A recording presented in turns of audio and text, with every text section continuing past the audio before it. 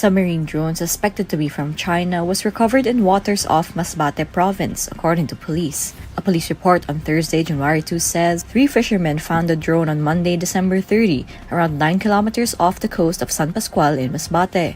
Bicol Police Regional Director Andre Dizon says the yellow drone marked HY119 was found floating at sea before being turned over to authorities. Dizon says based on their research, HY119 refers to a Chinese underwater navigation and communication system. He also notes the drone has an antenna and an eye that can possibly be used for monitoring and reconnaissance. Dizon says the drone was not armed, but the police report lists potential national security implications as one significance of its recovery. The Philippines and China have for years clashed over maritime rights in the South China Sea, as well as possession of reefs and islets. Beijing claims almost the entire South China Sea, brushing off rival claims from other countries, and an international ruling that its assertion has no legal basis. The number of firecracker-related injuries monitored nationwide since December 22, 2024 climbs to 534, according to the Department of Health. In a report on Thursday, January 2, the DOH says this figure is 9.8% lower compared to the 592 cases monitored during the same period last year. According to the DOH, 356 victims suffered burns, while 28 had to undergo amputation.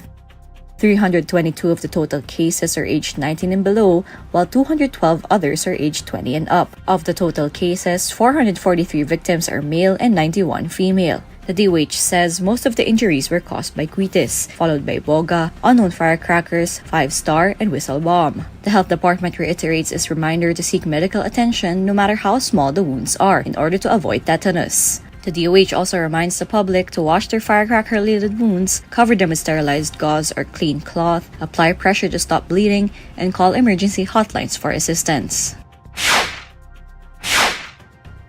A fourth impeachment complaint may be filed against Vice President Sara Duterte once office work for the House of Representatives resumes, according to House Secretary General Reginald Velasco. Velasco, through a message, was asked by INQUIRER.net if his office has received feelers about a fourth complaint being filed against Duterte before the House. In response, Velasco confirms this, adding that some lawmakers also want to endorse one of the 3 complaints filed last December 2024. However, Velasco declines to give the names of the lawmakers who wanted to endorse the raps against the vice president. On December 2, 2024, 16 representatives of civil society organizations went to Velasco's office to file the first-ever impeachment complaint against the vice president. The complaint cites Duterte as being responsible for confidential fund misuse, as well as the vice president's threats to ranking government officials. The petitioners were accompanied by former Senator Laila de Lima, while the complaint was endorsed by Akbayan Party List Representative Percival Sandanya.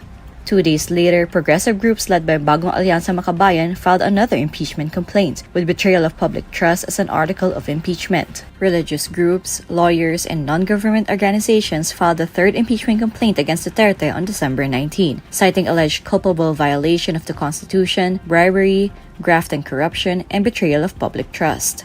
Last December, Velasco said that the impeachment complaints are still with his office. According to the rules, the House Secretary General and the Speaker have 10 session days to act on the impeachment complaint before it is forwarded to the House Committee on Rules, which will then refer it to the Committee on Justice during a plenary session. With session adjourning last December 18, there were only 9 session days since the first complaint was filed.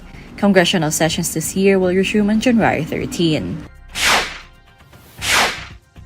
Kanlaon Volcano in the provinces of Negros Occidental and Negros Oriental had 7 ash emissions and 28 volcanic earthquakes on New Year's Day. In its bulletin on Thursday, January 2, PHIVOLCS says the ash emissions lasted from 23 minutes to 4 hours and 24 minutes, while the volcanic earthquakes lasted 10 minutes to 4 hours and 42 minutes. PHIVOLCS says the ash emissions generated voluminous plumes 400 meters high that drifted west. Continuous degassing with occasional ash emission was also observed at Kanlaon Volcano. It also produced 3,406 metric tons of sulfur dioxide on January 1. The volcano remains under alert level 3, which indicates intensified or magmatic unrest. Hence, flights in the vicinity of the volcano are still prohibited. PHIVOLCS also reminds the public of hazards such as sudden explosive eruption, lava flow or effusion, ash fall, pyroclastic density currents, rock fall, and lahar during heavy rains.